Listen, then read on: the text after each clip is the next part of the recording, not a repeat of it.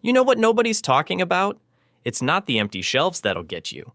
It's the Tuesday morning when your kid asks for breakfast and you realize the cereal's been gone for 2 weeks. When you open the fridge and there's nothing. No eggs because of the bird flu. No milk because the price tripled. No fresh vegetables because the truck stopped coming from Mexico. That's when it hits you. The food shortage isn't some future disaster movie scenario. It's happening right now, just slow enough that most people aren't panicking yet. Let me give you some numbers that should wake you up. In 2024, bird flu wiped out 40 million egg-laying hens. 40 million. Egg prices shot through the roof, and they're still climbing in 2025. Cocoa prices are up over 70% because most of the world's supply comes from Africa, and the crops are failing. And here's the kicker. Mexico supplies half of America's fresh fruits and vegetables. Half. And with tariffs coming, with immigration policies changing, with climate disruptions getting worse, that supply is about to get a whole lot more expensive or disappear altogether. I've been prepping since 2012. And let me tell you something that took me years to figure out. The collapse doesn't happen like it does in the movies. There's no dramatic moment where everything explodes and sirens go off and society crumbles overnight. No, it's the slow-motion disaster. First, your grocery bill creeps up by 10%, then 20%, then suddenly you're paying double what you paid last year. Then certain items start disappearing. "Oh, we're just out of that today," the store clerk says. "Shipment got delayed." Then those items don't come back for a week, then 2 weeks. Then they just don't come back at all. And that's when regular everyday items you never thought twice about become more valuable than gold. Because here's the thing. When food systems break down, and history shows us they always do eventually, having a stockpile of the right items means the difference between feeding your family and watching them go hungry. So today, I'm sharing 12 items you can buy right now at regular stores for regular prices that'll keep your family fed when grocery stores look like ghost towns. And I'm not talking about spending thousands of dollars on fancy freeze-dried survival meals in buckets. I'm talking about real food, stuff you already eat, that stores for years and costs less than your monthly coffee habit. The kind of stuff you can start buying this week without breaking the bank. Now, before we dive in, let me tell you why 2025 is different. Food prices have jumped 40% in just 5 years. 40%. The average family is now spending an extra $200 to $300 per month on groceries compared to 2020. Food banks served 50 million Americans in 2023, and with federal funding cuts to programs like SNAP, that number's only going up. Here's what's happening right now. Climate change is causing droughts in California, where most of our nuts and produce come from. It's causing floods that destroy corn and soybean crops in the Midwest. Labor shortages mean crops are rotting in fields because there's nobody to pick them. And tariffs, man. Don't even get me started on tariffs.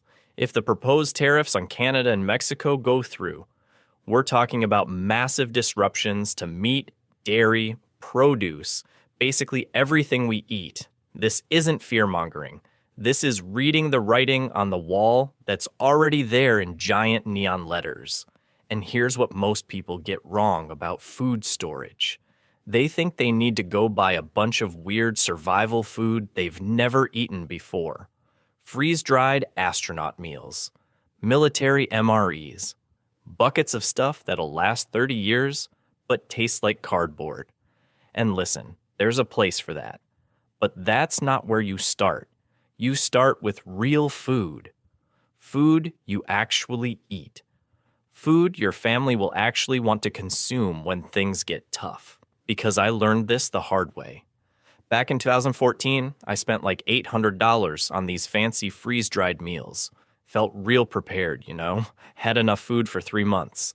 Then about 6 months later, I decided to actually try some of it. Terrible. Just absolutely terrible. My kids wouldn't touch it. My wife looked at me like I'd lost my mind. And I realized, what's the point of having 3 months of food if nobody will eat it?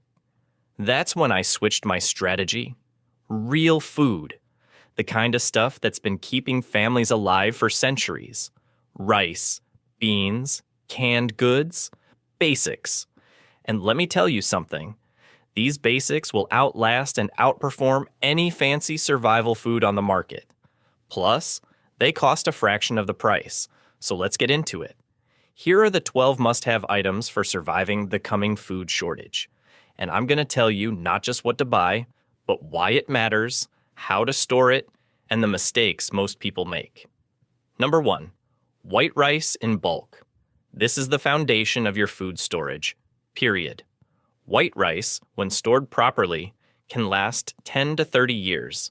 10 to 30 years. That's not a typo. I've personally tested rice that I stored back in 2015, sealed it up properly in Mylar bags with oxygen absorbers. Opened it up last year? Perfect. Cooked up just like fresh rice. No weird taste, no issues, perfect. But here's why rice is so critical beyond just the shelf life. It's a complete protein when combined with beans. That's why rice and beans is the survival meal of choice across the entire world. It's not fancy, but it works. Your body gets everything it needs. Plus, rice is incredibly calorie dense. When you're talking about survival, calories are king. Your body needs fuel. Rice provides that fuel efficiently. And the cost per calorie is unbeatable. You can buy a 50-pound bag of white rice for like $20 to $30. That'll feed a family of 4 for over a month. Try to find any other food that gives you that kind of value. You can't. Now, here's the key to storing rice properly. Don't just leave it in the bag it came in. That bag is not airtight. Moisture and oxygen will get in. Bugs will get in. You need to repackage it. Get yourself some Mylar bags. The thick ones, at least 5 mil thickness. Get some oxygen absorbers. You can buy those cheap online. 5-gallon food-grade buckets with tight lids. Here's what you do. Line the bucket with the Mylar bag. Pour in the rice.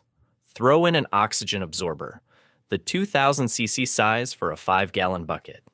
Seal the Mylar bag with a hair straightener or a clothes iron. Close the bucket lid. Done. That rice will outlast you if stored in a cool, dark place.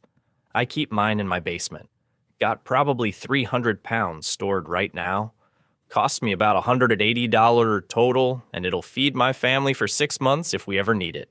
That's cheap insurance. Number 2, dried beans. Multiple varieties.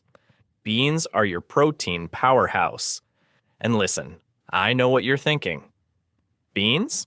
That's boring. That's poor people food. Yeah, well, guess what? When grocery stores are empty and your family is hungry, beans are going to look like a 5-star meal.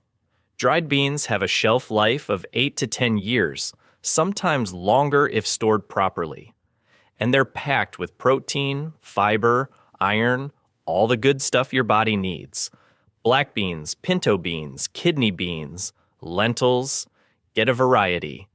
Different beans have different nutrients and different flavors. Now, here's the reality check about beans. They take time to cook. You gotta soak them, then boil them for an hour or 2. In a survival situation where fuel might be scarce, that's something to consider. That's why I recommend stocking both dried beans for long-term storage and canned beans for ready-to-eat situations. Canned beans cost more, sure, like $3 a can versus 50 cents a pound for dried. But when you're exhausted, when you're stressed, when you just need food now, those canned beans are going to be worth their weight in gold. But for long-term storage, bulk dried beans are where it's at. I buy 25-pound bags when they go on sale. Usually like $15 to $20 for a 25-pound bag. Store them the same way as rice. Mylar bags, oxygen absorbers, sealed buckets. Done. And here's a hidden benefit of beans that most people don't know. You can sprout them. When you've got dried beans and some water, you can sprout them and create fresh greens. Fresh vegetables. In a situation where fresh food is non-existent, being able to create fresh, Vitamin-rich sprouts from your dried bean storage is huge. Number 3, salt in bulk. This one sounds too simple, right? Salt. But listen to me. Salt never expires. Never. Archaeologists have found salt deposits that are millions of years old. Still good. Salt is salt. But beyond preservation, salt is essential for your body. You need salt to survive. It regulates your electrolytes, your blood pressure, your nervous system. Without adequate salt, your body shuts down. I've seen people get heat exhaustion and dehydration, not because they didn't drink water, but because they weren't replacing the salt they were sweating out. In a collapse scenario, if you're working hard, maybe doing manual labor, maybe walking long distances, you're going to be sweating. You need salt to replace what you're losing. And here's the historical proof of salt's value. People used to be paid in salt. That's literally where the word salary comes from. Roman soldiers received salt as part of their pay. Salt was so valuable that trade routes were built around it. Wars were fought over it. Why? Because salt preserves food. Before refrigeration existed, salt was the only way to make meat and vegetables last.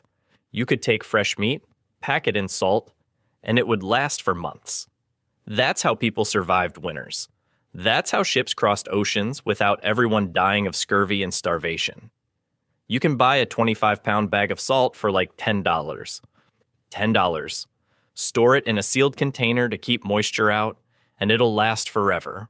I keep multiple 25-pound bags. Use it for cooking, for food preservation, for medical purposes. Salt water can clean wounds, can help with dental issues, can rehydrate you in emergencies. Don't overthink this one. Just buy salt. A lot of it. Number 4, honey. All right, this one's going to blow your mind. Honey literally never expires. Never. Archaeologists found 3,000-year-old honey in Egyptian tombs. You know what they did? They tasted it. It was still good. 3,000 years old. Honey is basically pure sugar with antibacterial properties. Bacteria can't grow in it. It's naturally preserved by its own chemistry. That's why it never goes bad. But honey isn't just about shelf life. It's instant energy. Pure, fast-acting carbohydrates that your body can use immediately. In a survival situation where you're burning calories like crazy, honey can give you that quick energy boost you need. And the medicinal properties, man. Honey is a natural antibiotic. You can put it on wounds and it'll help prevent infection. It soothes sore throats. It helps with coughs. It's been used as medicine for thousands of years because it actually works. Now, don't buy the cheap stuff. I'm talking about the bear-shaped bottles of processed honey that's basically just corn syrup with honey flavoring. Get real, raw, unfiltered honey. Yeah, it costs more, like $15 to $20 for a big jar, but it's worth it. The real stuff has all the beneficial enzymes and properties intact. I keep probably 10 or 15 jars of honey in my storage. Different varieties, different flavors. It adds sweetness to food, it's a morale booster, and it's got legitimate survival value. Number 5, canned meats like chicken, tuna, and salmon. Protein without refrigeration. That's what canned meat gives you. And in a world where the power grid might be down, where you can't keep anything cold, canned meat becomes incredibly valuable. Canned chicken, canned tuna, canned salmon, even canned ham or Spam if you can stomach it. These will last 3 to 5 years minimum, often way longer. I've eaten canned goods that were 7, 8 years old. As long as the can isn't rusted, dented, or swollen, the food inside is still good. During the Great Depression, canned meat kept families alive. It was affordable, it was available, and it provided the protein people needed to survive. We're talking about the same situation potentially happening again, just with a modern twist. Now, here's what you need to know about storing canned goods. Check the cans regularly. If you see rust, throw it out. If you see dents, especially dents on the seams, throw it out. If a can is swollen or bulging, do not eat it. That's botulism, and it will kill you. But if the cans are in good shape, they'll last for years beyond the best buy date on the label. Those dates are conservative estimates. The USDA says canned goods can last indefinitely as long as the packaging is intact. Stock a variety. Canned chicken for chicken salad, for soup, for casseroles. Canned tuna for sandwiches, for pasta. Canned salmon for omega-3s and variety. Different proteins provide different nutrients. Your body needs that variety. I probably have 100 cans of various meats in my storage right now. When they go on sale, I buy a case. Easy. Number 6, dried pasta. Pasta has a shelf life of 8+ years if kept dry. It's comfort food. It's versatile. It pairs with everything. And honestly, in a high-stress survival situation, having a plate of spaghetti can do wonders for morale. Never underestimate comfort food in a crisis. Food isn't just fuel. It's psychological. It's emotional. When everything around you is falling apart, sitting down to a familiar meal, something that tastes normal, that reminds you of better times, that's powerful. That keeps you mentally stable. That keeps your family from completely losing it. Pasta requires less fuel to cook than rice. You boil water, throw in the pasta, 8 to 10 minutes, done. In a situation where you might be cooking over a fire or a small camping stove, that fuel efficiency matters. And pasta pairs with everything. Canned sauce, canned vegetables, canned meat, olive oil and garlic, whatever you've got. It's a base that extends meals and fills stomachs. Buy it in bulk when it's on sale. I'm talking the regular store brand pasta, not the fancy stuff. $1 a pound or less. Stock up on different shapes. Spaghetti, penne, macaroni, whatever your family likes. Store it in the original packaging if you're rotating it regularly. Or repackage it in Mylar for long-term storage. I keep probably 50 pounds of various pastas. My kids eat it constantly anyway, so I rotate through it naturally. Number 7, powdered milk. This one's especially critical if you have kids. Powdered milk, when stored properly, can last 15+ years. It provides calcium, protein, vitamin D, all the stuff growing bodies need. And here's the thing. In a collapse scenario, fresh milk is going to be one of the first things to disappear. Dairy requires refrigeration. It requires constant supply chains. It's perishable. When the trucks stop rolling, the milk is gone. But powdered milk? You can make milk whenever you need it. Just add water. Use it for drinking, for cooking, for baking.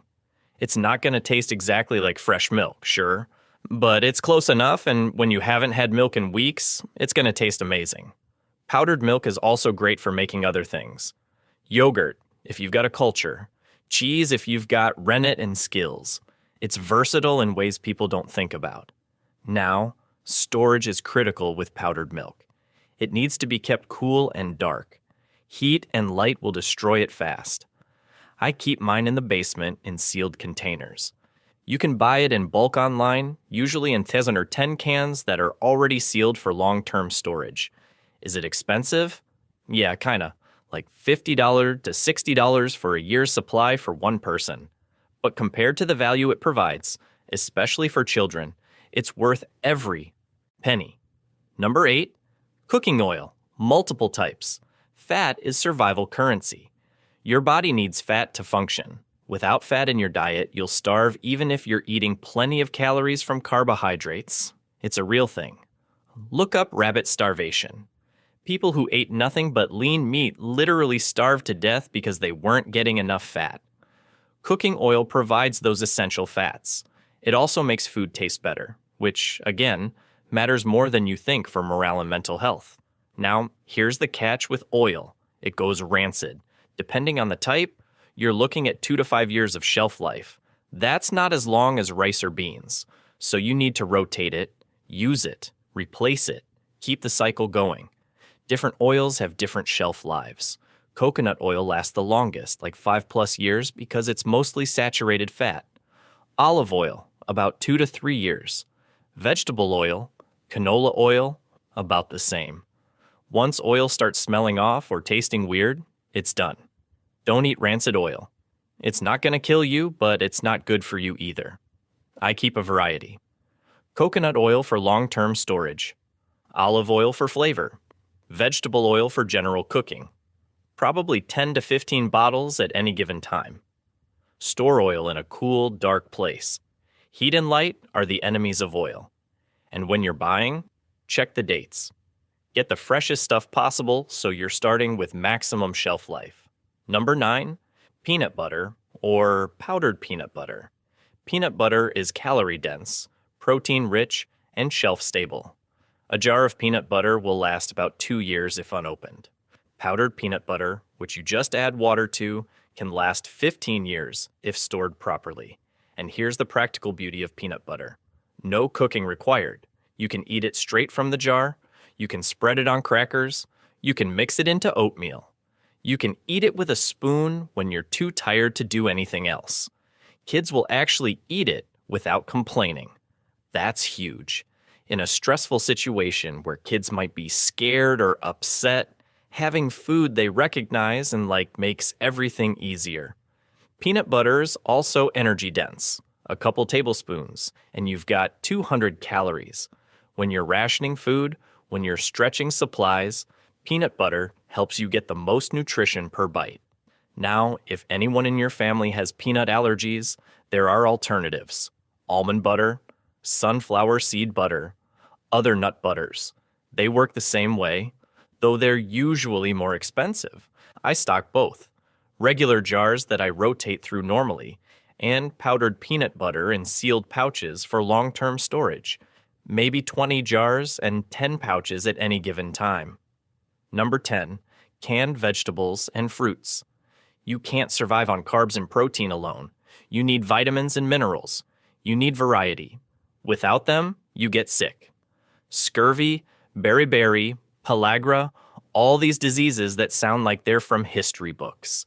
They come back real fast when your diet lacks essential nutrients. Canned vegetables and fruits provide those nutrients. Yeah, fresh is better, but when fresh isn't available, canned is a lifesaver. Canned goods typically have a shelf life of 3 to 5 years, often longer.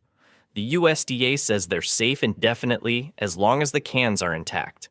The quality might degrade over time, but they're still edible and nutritious.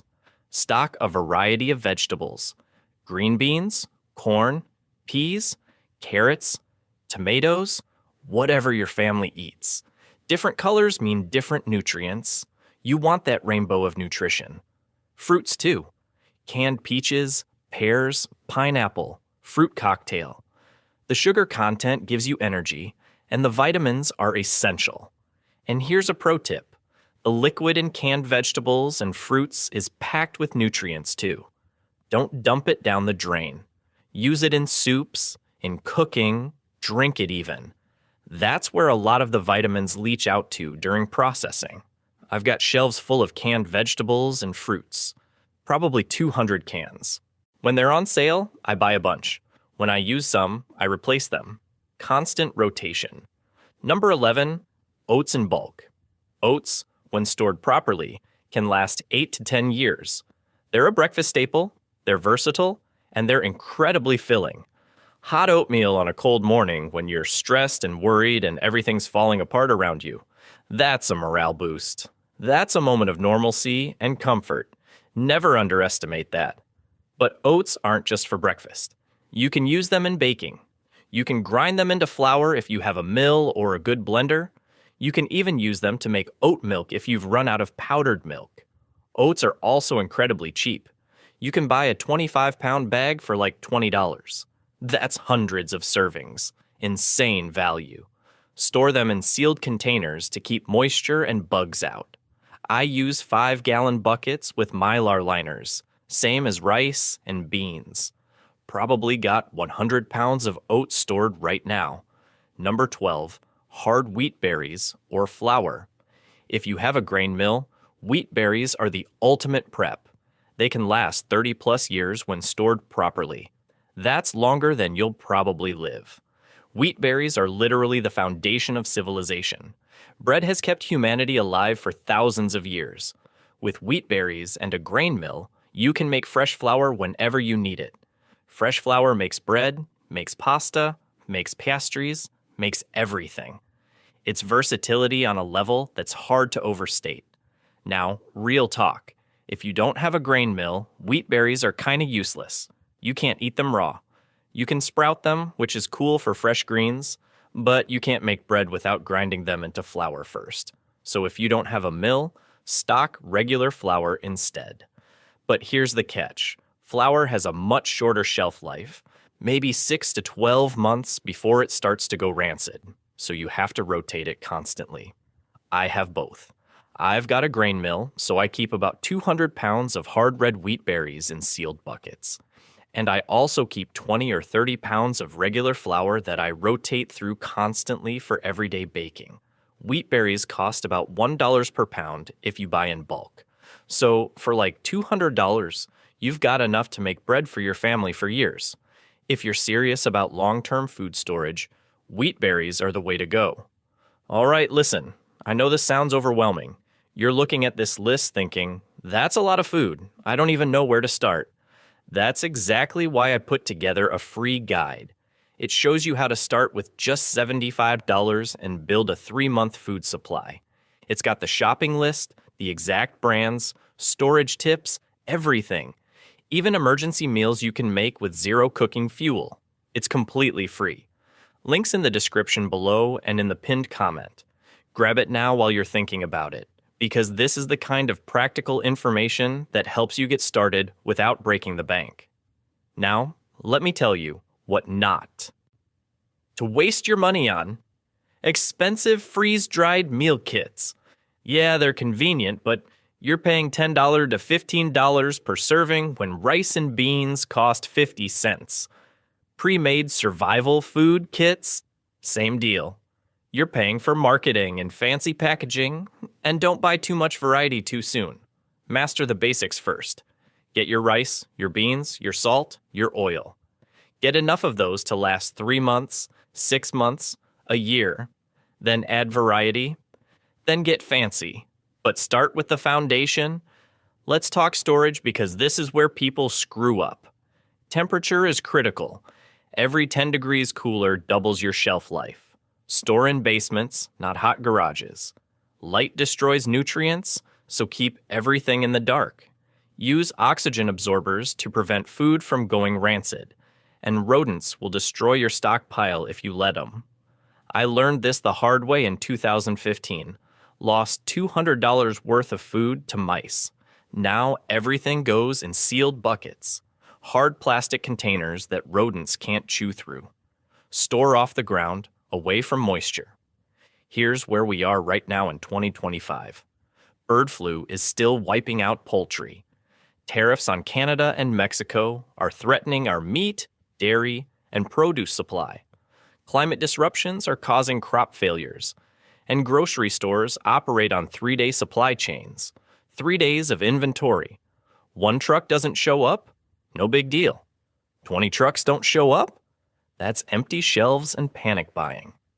That's why you prepare now before the panic, before the obvious shortages, before prices skyrocket even higher. I sleep better knowing my family eats no matter what happens. Here's what I want you to do. Don't try to buy everything today. Pick 3 items from this list. This week, buy 1 extra of each when you shop. Build up slowly. In 6 months, you'll have a buffer most people don't. Drop a comment about which item surprised you most. Hit subscribe for practical prep info every week. Share this with someone who needs it, because real preparation is accessible to everyone. You don't need a fortune or a bunker. Just think ahead and take action. The best time to prepare was yesterday. The second best time is right now.